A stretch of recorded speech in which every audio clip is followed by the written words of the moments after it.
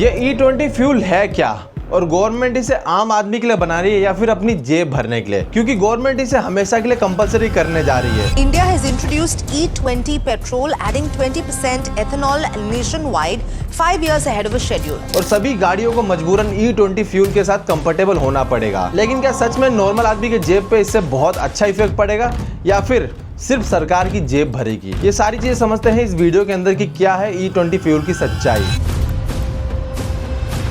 दरअसल कई लोगों का दावा है कि E20 पेट्रोल जो है वो गाड़ियों के लिए हानिकारक है। सबसे बड़ा इम्पैक्ट जो पड़ता है वो एक 4 व्हीलर पे पड़ता है, क्योंकि वहाँ कॉस्ट बहुत ज़्यादा लगती है एक कंज्यूमर की। अगर इंजन परफॉर्मेंस उसमें नहीं अच्छी आएगी या फिर एवरेज भी कम आ रहे हैं गाड़ी के सुनने में तो ये भी आ रहा है, तो फिर तो बेकार है। मतलब एवरेज में भी फर्क आता है और उसका जल्दी से सर्विस मांग जाता है गाड़ी। सबसे पहले समझते हैं E20 फ्यूल है क्या और इसे बनाया कैसे जाता है। E20 का बेसिकली मतलब है 20% इथेनॉल और 80% पेट्रोल, इन दोनों के कॉम्बिनेशन से बनता है E20 पेट्रोल। और इसे बनाया भी हमारे भारत के अंदर जाता है। गन्ना, मक्का और चावल के एक्सट्रैक्शन के बाद E20 बनता है, यानी कि इथेनॉल। और इन सब चीजों के बारे में सरकार का ये कहना है कि हमारा इंपोर्ट कम होगा और भारत का प्रोडक्शन ज्यादा बढ़ेगा, जिससे हमारे भारत का एनवायरनमेंट क्लीन रहेगा। और रिसेंटली इसके बारे में एक रिपोर्ट भी निकली थी, नीति आयोग रिपोर्ट, जिसके अनुसार ये माने तो पेट्रोल के मुकाबले इथेनॉल हमारे देश में कार्बन इमिशन 65% तक कम करता है। और इथेनॉल क्लीन फ्यूल के नाम से भी जाना जाता है। लेकिन असली सवाल तो ये है,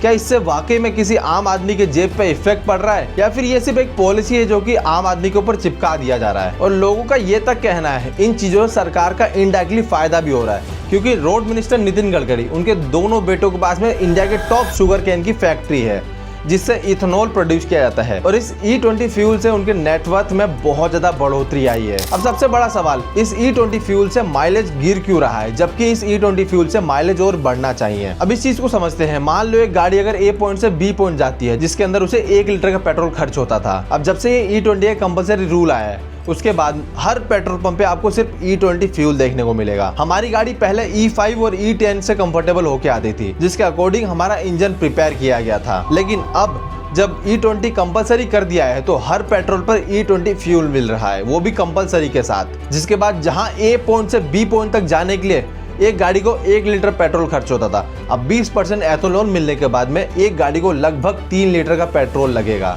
और ये माइलेज ड्रॉप इसीलिए क्योंकि इंजन E20 पेट्रोल के साथ अभी तक कंफर्टेबल नहीं हुए। जो भी नई फेसेस की गाड़ी आ रही है इन्हें E20 के साथ में कंफर्टेबल किया जा रहा है। अब समझते हैं इंजन डैमेज क्यों हो रहा है। मोस्टली लोगों का ये कंप्लेन है E20 फ्यूल से हमारे इंजन में बहुत ज्यादा इफेक्ट पड़ रहा है। पिछले 6 महीने में इसने एक बार भी 8 के नीचे माइलेज नहीं दिया। अभी मैं आप एक बार इधर क्लिक करिए, जो माइलेज देखिए 6.3।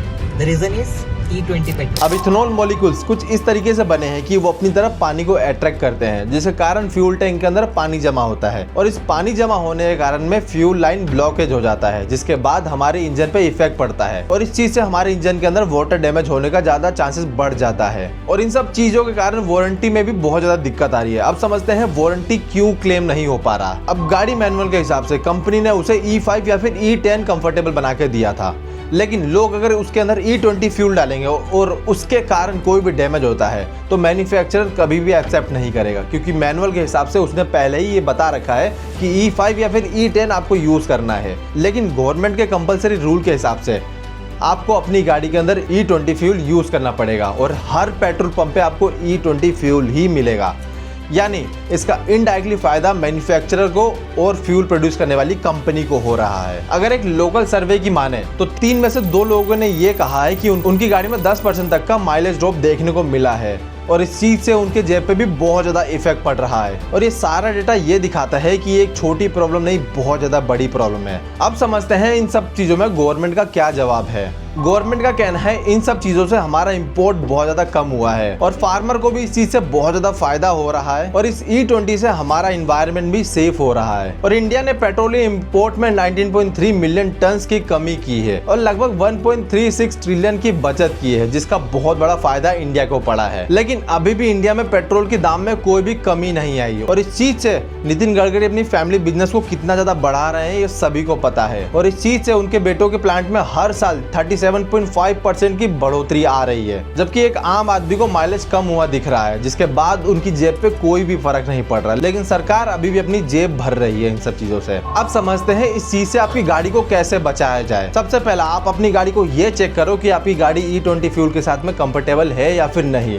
अगर नहीं है, अपने सर्विस सेंटर जाए और E20 कंप्लाइंट इंजन लगाए। मारुति में ये आराम से 6000 से लेके 35000 तक के बीच में मिल जाता है। नंबर 2, आप अपनी गाड़ी को डेली चलाएं, जिसके बाद आपकी गाड़ी के अंदर फ्यूल कंजम्पशन ज्यादा होगा और आपकी गाड़ी में फ्यूल कम बचेगा, जिससे पानी जमा होना कम हो जाएगा। नंबर 3, आप हर पेट्रोल पे ये जरूर पूछना कि 80 और 20% की मिलावटी है या फिर ये सिर्फ इथेनॉल है। अगर आपको लगता है कि E20 फ्यूल से आपकी गाड़ी में डैमेज हो रहा है तो इंश्योरेंस और कंज्यूमर कोर्ट को जरूर कांटेक्ट करें, जिससे आपकी बहुत ज्यादा हेल्प होगी। अब मेन सवाल ये है, क्या आपकी गाड़ी का भी माइलेज गिर रहा है जितना बाकी रिपोर्ट्स में कहा गया है? आप ये सारा सवाल का जवाब अपने कमेंट सेक्शन में दे सकते हैं। तब तक मुझे सब्सक्राइब करके वीडियो लाइक जरूर कर देना।